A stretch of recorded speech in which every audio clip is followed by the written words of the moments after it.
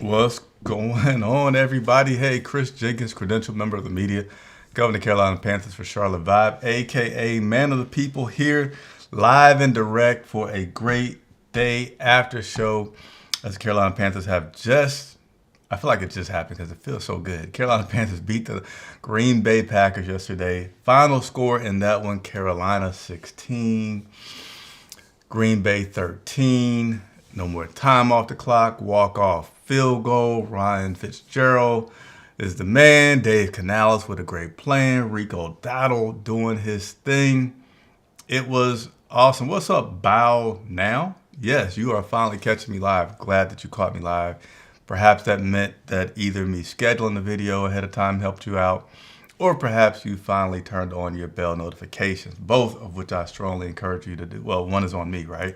I got to continue to schedule the videos out in advance so you guys know. And then the other part would be you guys setting up your bell notifications to know when I go live. So thank you for joining me. As you know, this show is 100% dedicated to me connecting with you guys. We can have personal conversations. We have football conversations, educational. It's whatever you need. It's just me giving back to you guys for being so supportive of me and the coverage that we do here at Charlotte Vibe. So thank you, thank you, thank you. It's bowl as in bowling. I used to be a huge bowler. Okay, I got you. Well, welcome here. Thank you for joining me tonight. So whatever you guys want to talk about, that's it. I usually have very little prepared content because I want to give you all a chance to dominate the show. So that's the same with tonight. Very little prepared content, but I will certainly talk a little bit at the intro.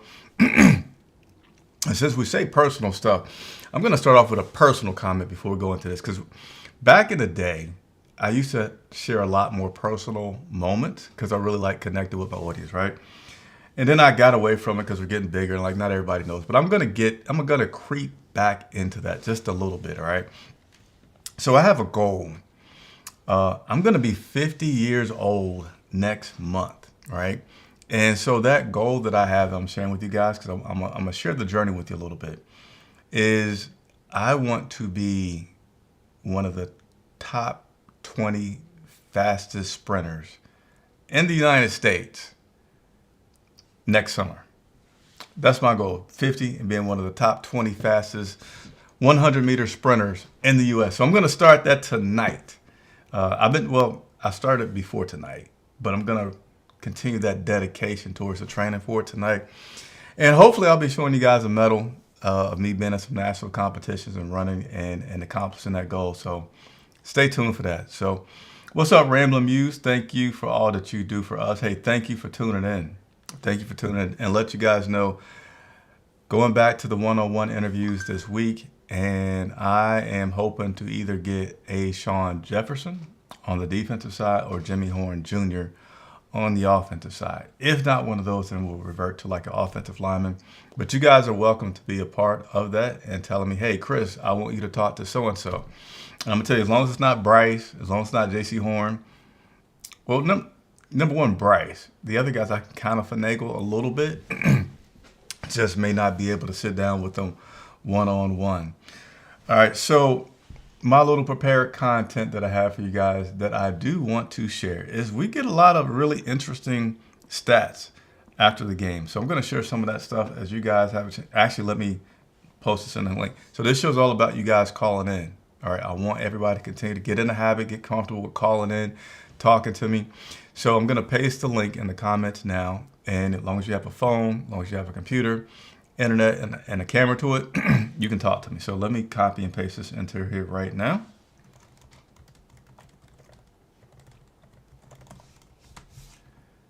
All right, so I got to do one more step to complete that.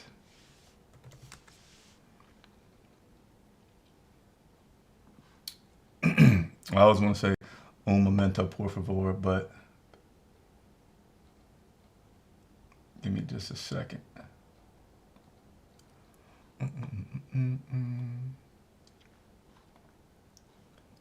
Give me just a second. Almost there. Let me pin this into the comments. Boom. Pin that message there. All right.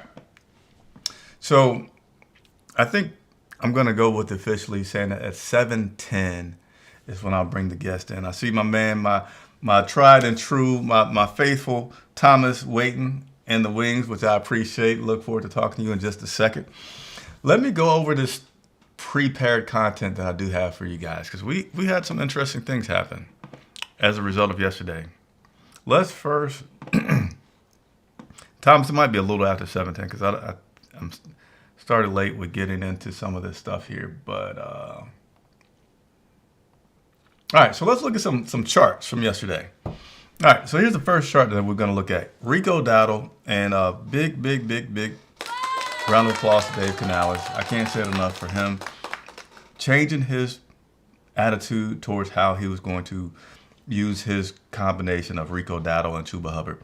This is Rico Dowdle again with a monstrous game, 2 touchdowns, 130 yards. We won. We keep winning when Rico's back there. Let's ride Rico till the wheels fall off. But here's Rico's run chart. This guy ran everywhere, right?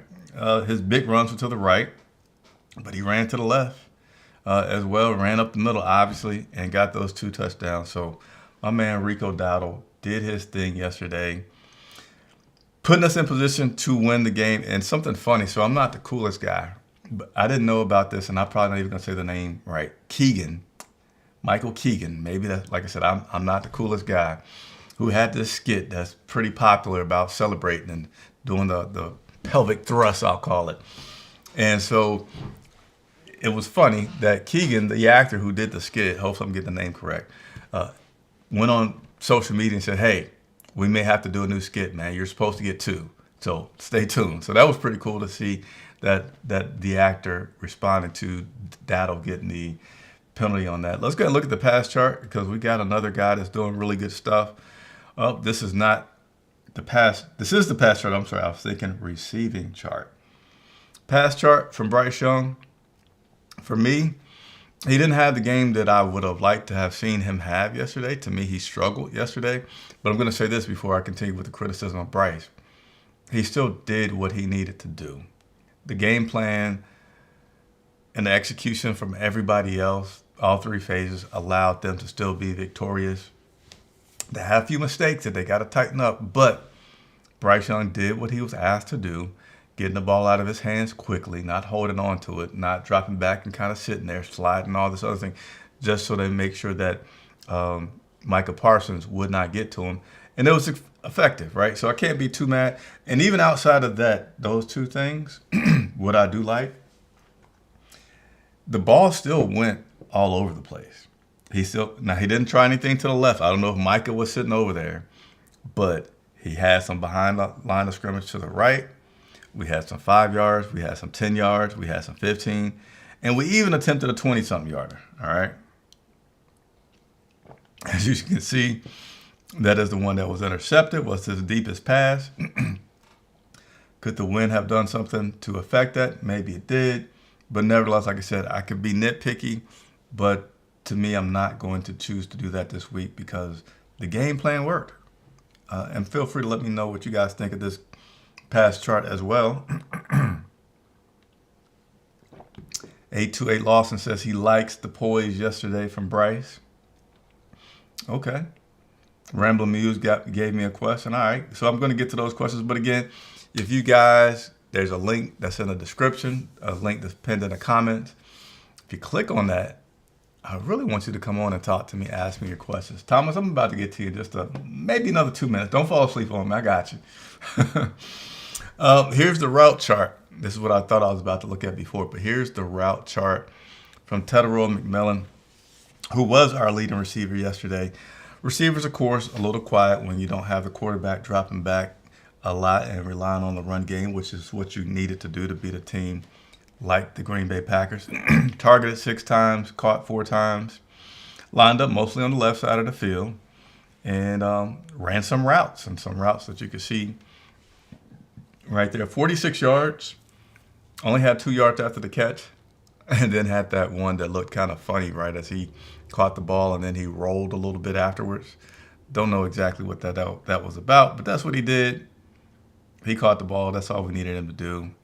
It worked. So, all All right, so a few other. Actually, you know what? Thomas has a bedtime. He's been waiting patient. I said 7:10. It's 7:11. So, what are we gonna do? We're gonna bring my guy Thomas Frisbee onto the screen, onto the set. What should I say? Screen set. What should I say, Thomas? Screen, set, whatever works. I mean, they're pretty much the same thing. Yeah. Almost like synonyms. So yeah. Hey, thanks for being a loyal first caller each week, man. You set the precedence. How's it going today? Despite it being a little chilly, and I'm more tired than normal because of this time change. Because it gets dark in Ohio about a little after 5:30. But other than that, first of all, it blows me away that you're pushing 50. I'll be 50 next month, man. I I would have thought you're closer to my age. I mean, I want to know what your secret is on looking that young, but and Well, I but no, told you the current goal is I'm trying to be one of the top 20 fastest sprinters. So that's uh, going you to know, require a lot of exercise. I know, but you know what? You can do it. You can do it. I mean, those little kid rugrats you have probably helps you train. So It definitely is a reason to stay motivated because they take advantage of it. oh, for sure. But it's kind of nice that coming off of a big win, that I first of all, I just want to know what are these experts going to say, what to negate or show negativity towards this game that they won, because it seemed like every game that they had beat, oh, it was against the Falcons, oh, it was against the Jets, oh, against the pathetic Cowboys. They went up to Lambeau, a near 2 touchdown underdog, to go up there in not good weather conditions, mind you.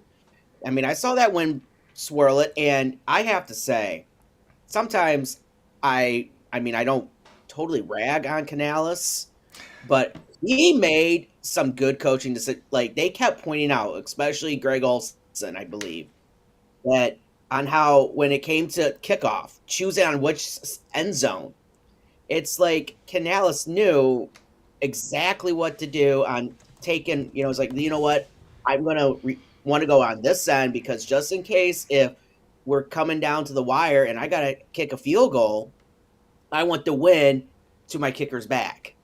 And this is exactly how it played out. It's like Canales had his crystal ball. And the thing is, they kept saying towards the time when it felt like the floor was just like, okay, I dare you, Canales, with your rookie kicker. Kick this with the wind. Canales didn't, panic. He could have played it safe, going overtime, but he's like, no, I trust my kicker. The wind's behind his back, that type of thing. So kudos to Canales that and that's the thing is I saw on Twitter a little while ago that Atlanta, their fans, it's like they want to fire everybody. I keep saying fire Raheem. You know what? For once, it's kind of nice that it's not us saying stuff like that. Yes. But yes, for once, and I'm just like sitting back on. You know what, Atlanta, you can be what we went through to where we're just saying fire this person, fire that person. But I'm not. I've said this before. I get it because of the wind and the conditions, but running the ball, yes, running the ball is severely important. But I'm just a little curious on how many games can you actually win with Bryce only throwing for 102 yards? Because sooner or later, that ain't gonna work. But I get it. Yesterday the weather was not the best, but for once, it just was nice that Bryce was actually able to show up, and that whole team. That was a statement win. And one last thing, I keep seeing. I guess tomorrow's the trade deadline about Chuba. I don't know if I want to. If where are you going to trade him to? Because gosh darn it, don't trade him to Kansas City. If they did anything to help Kansas City get another Super Bowl, but I don't know. I don't know what your thoughts are if they should trade Chuba or not, because I get it that they have, oh my God, ETN, but I don't know. I mean, I don't know what value you're going to get back from him. You're not going to get a second round draft pick. I think at most maybe a third or fourth, but I don't know. All right, if I got one more thing. Sorry. No, it has something to do with the trade. All It's just right, quickly. I know everybody wants to say Carolina's with 5-4 if they should be buyers. I don't think so because of the fact this is a young team and some of these young players are starting to slowly step it up. So I don't know if you want to trade away some of those pieces. We're ahead of schedule. Okay. So I don't know. It's kind of nice being 5-4 and having that opportunity to be, if you can trade, go in, go not. I would wait a year. I gotta call your time, Thomas. You went over by like 3 minutes, but I love you. Appreciate you coming on, and I'm gonna respond to all those. Have a good All right. evening, and we'll see you You again next week. Stay tuned, all right? Bye-bye. Thank you, sir. All right, good old Thomas Frisbee joining us. I try to go over the clock when I can. He's a lawyer guy. He sets the tone. I don't want Thomas to be the only one that calls in tonight, all right? I want to continue. Now, number one, I love Thomas, so don't think I don't like Thomas. What I'm saying, I like to talk to all of you guys and girls out there that tune in to watch this show. So hopefully some more of you will call in. There's a link in the description. There's a link in the comments. So one thing, so I want to talk about some of the things that Thomas talked about and certainly get to the comments that are flowing in real quick. As far as will the national media start to talk about, hey, the Panthers are doing good versus saying that the team that we played is struggling? You kind of would expect that early on when we were supposed to be struggling, when we have been struggling. But I certainly feel like that's going to change right now. That people are going to start talking about, hey, the Panthers are looking pretty legit under Dave Canales. They could be turning the corner. So I think a lot of us will be happy to see that perception starting to change. Of course, we can't slip this week against New Orleans Saints. We're not going to talk about that too much unless that's what you guys want to talk about. And then Tracy Smith actually gets all the credit for Dave Canales saying if we get the ball, we want to get the ball first so that we can choose which direction that we go in the second half. So, yeah, Canales certainly took the advice, but that was something that came from Tracy Smith, the special teams coordinator. And, yeah, Dave did have trust in his kicker, kicked a long field goal, right? He didn't try too aggressively to get more yardage, stayed where he was. But he did kick it with no time left on the clock so that if the guy missed, Green Bay's not going to have a chance to come back and win the game there. And, yeah, you're not going to have too many games that you win with your quarterback barely throwing over 100 yards, including an interception in that. Excuse me. If you don't have your running back going exceptional.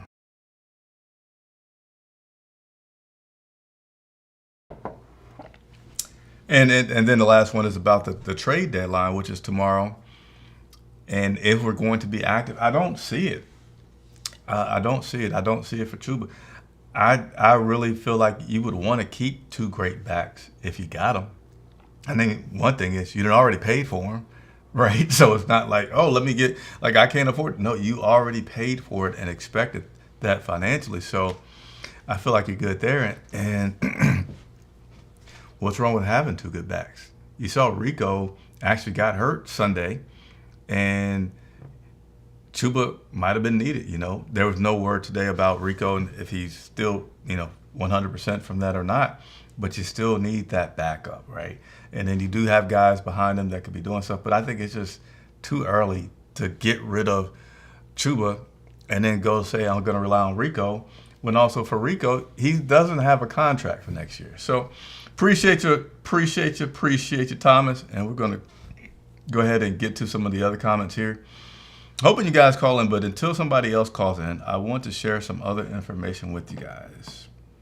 Let me get this in front of me so I can share it.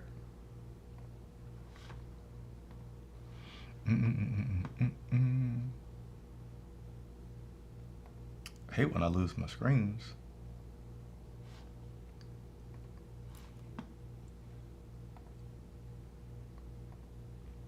All right, here we go. Now I can share it with you guys. For interesting stats that I think you guys will find intriguing today for this Carolina Panthers team. Let's start off with the longest plays. So NextGen keeps track of information. Longest plays could be offensive, could be defensive, but it's just like how far that player ran during the execution of that play. So they might have ran 20 yards, but they might have did this, did that, did this, did that, and they ran a total distance of 60 yards, right? So longest plays. Trevon Moehrig was 5th. Longest plays from week 9 on that interception. That was 36 yards. He actually covered. I would play along and ask you guys, but I know there's a delay from when I talk. So I might set it up a little differently for the next one. But the interception was 36 yards. Trevon ran 86.9. So that was good for the 5th longest play of the week. All right, next one. Longest tackle. We had one. What do you guys think it was? Give me a guess. Give me a guess. So maybe that'll give you time to guess before I reveal it. All right, so we had Lathan Ransom had the 9th longest tackle in week 9. That tackle came on the play where it was a pass play where Love hit Watson for 52 yards. All right, so Lathan Ransom actually covered. Let me see if you guys took any guesses here. It might be too big of a delay. Yes, it's probably too big of a delay. Lathan covered 46 yards to make that tackle on that play. Next play, improbable completions. We had a few of those yesterday. Bryce Young to Tetairoa McMillan. The completion probability was a 23.2% chance to make it, and they made it.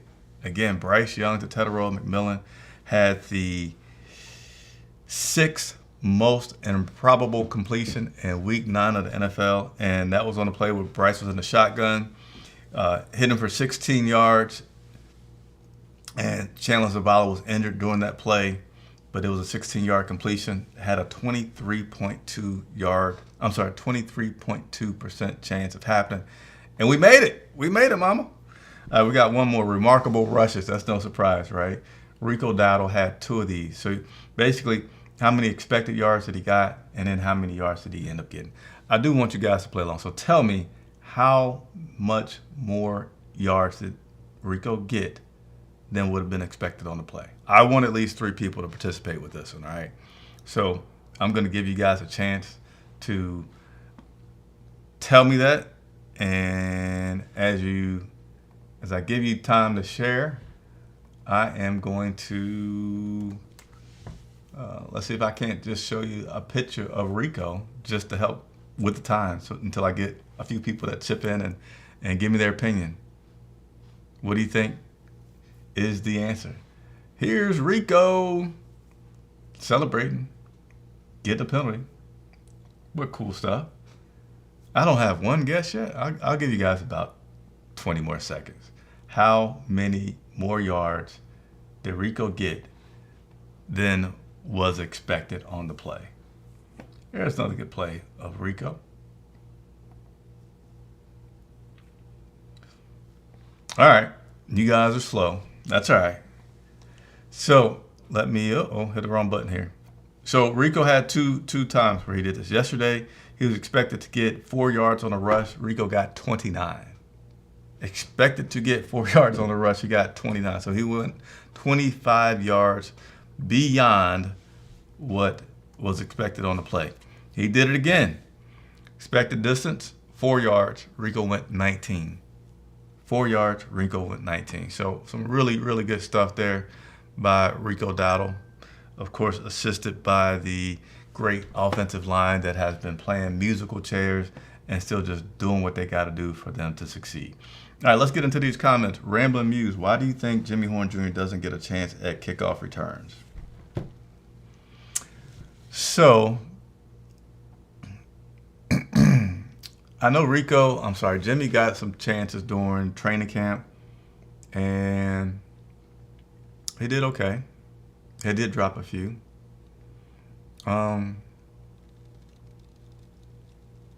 That's a good question. And I'm thinking through it with we've been having our running backs back there that maybe they just like a little bit bigger body back there and don't want Jimmy to get hurt. Not saying they're treating him like a little kid, but he is a smaller guy. He did get hurt last week with a hard hit. You can get some pretty violent collisions on kickoff, even though they have changed things up a little bit. So that's my guess. Appreciate your rambling views for tuning in, checking us out.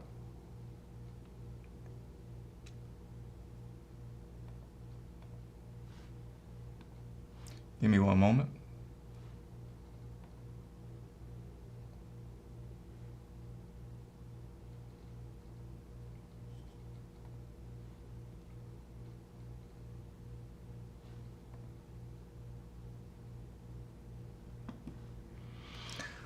All right. I don't think that Bryce struggled other than terrible turnovers. So what I didn't like at all about Bryce yesterday is I'm just gonna call. I felt like his awareness with defenders was a little off.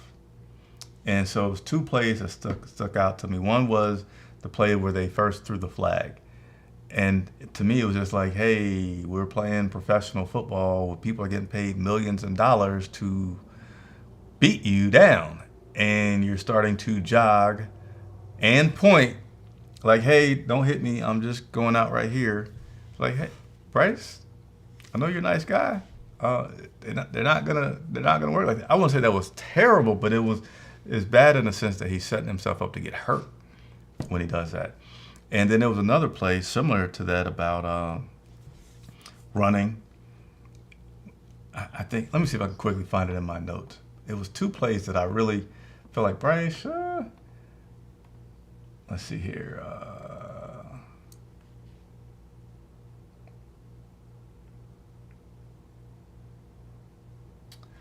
Yeah, I didn't clearly say what it was, but I just said that when he gets close to defenders, what he does, it wasn't looking good. So, and again, that's not so much terrible like passing play and decision making, but it is terrible in that it puts you in a position to get hurt. We don't need you getting hurt, Bryce. We don't need you getting hurt. But appreciate you tuning in, 828 Lawson, and giving us some comments out there. You liked his poise yesterday. He was calm. It's hard to get Bryce flustered. That's true. That's true. We got a few of our members. Our members always get a little special. There we go. I could hit the button. SC's Panthers Boy 803 tuning in. Thank you for tuning in. We got another member. If you want to become a member, the link is also in the description. Hey, our memberships are very needed, very helpful towards helping us keep the lights on, travel to these games, have the staff that we do, and allow our organization to be influenced heavily by what you guys want us to do. So if you enjoy that, if you want to see that continue to happen and continue to grow, which I hope you do, then please consider becoming a member. I think it's only like $2 or $3 a month. And you get special recognition every time that you come on, as well as I'll do some special videos exclusively for our members. So if you're interested in that, you like that idea, it's in the comment or shoot me a message. I'll make sure that you guys get the information that you need to do so. Red wine.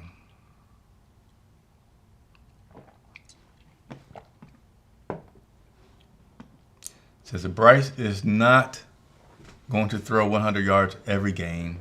He's capable of more. We've seen it all.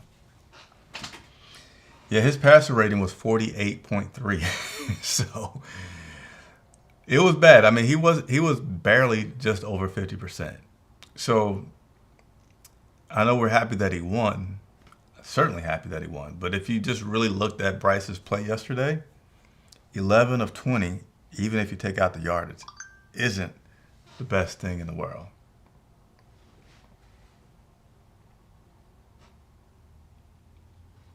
But good stuff. Thank you, Red Wine. And let's continue to work on through this. Anthony, you said very dismissive. What? Anthony T, if you can come back on, if you're still on, I'm not sure what your comment was regarding, like the interaction. So,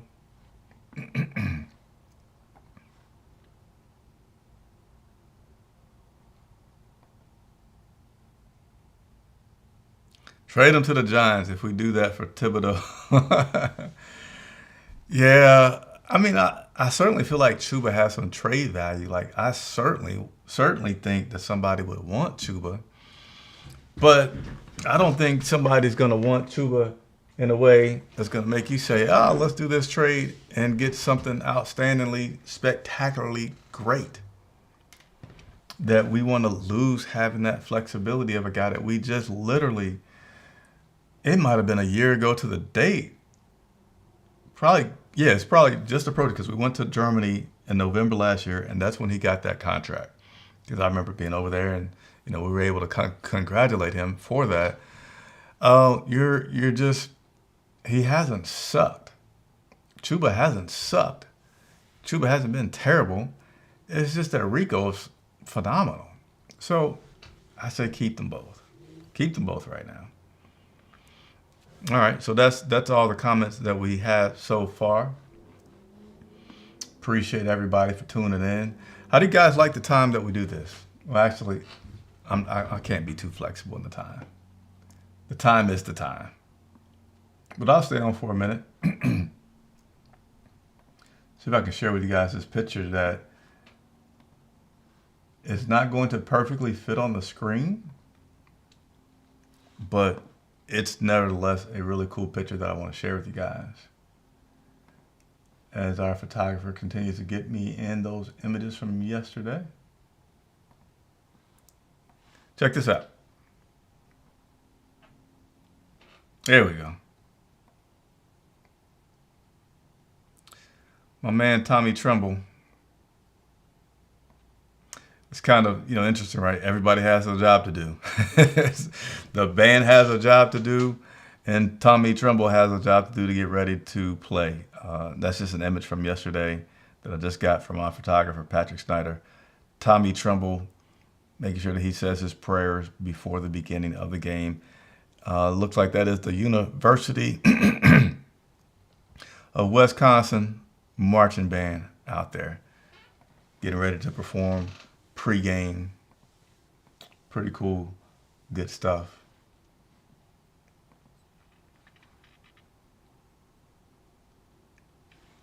All right. Again, I'll give you guys another minute. This show can be up to 1 hour. It's just for you all. I don't have any content when I do these shows. It's just me being accessible to you all, right? I love being very accessible, very personable to everybody out there that want to talk Panthers, have questions. Some of you guys may be exhausted from all the excitement of that victory yesterday and just like, that's possible. That's cool if you are. See if there's anything else I want to throw at you before we get out of here. Might be an early dismissal tonight, huh?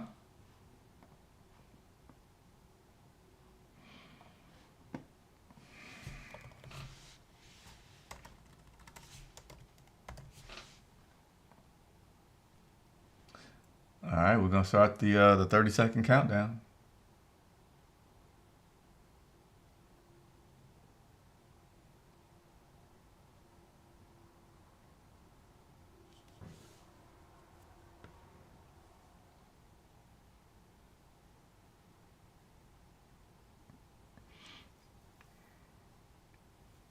All right. So, hey, that'll be it for tonight. Really appreciate everybody for tuning in. It was a pleasure to be here for you guys.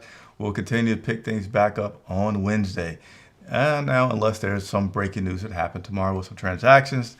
If you don't follow us on Twitter, I encourage you to head on over to Twitter because that is often where we'll post information if it's just something really short. But I want to make sure that you all stay up to date on all Panther transactions. So check that out. Otherwise, lots of photographs from the game will be continuing to go up on Instagram. So make sure you follow us over there on Instagram as well if you like the photographs. Otherwise, the next time you will see me will be on Wednesday. Wednesday shows are always live from Bank of America Stadium. And look forward to doing that with you guys and seeing it. Hey, Panthers are 5-4, something to celebrate. Be very happy about. Thank you so much. Chris Jenkins reporting live for Charlotte Vibe.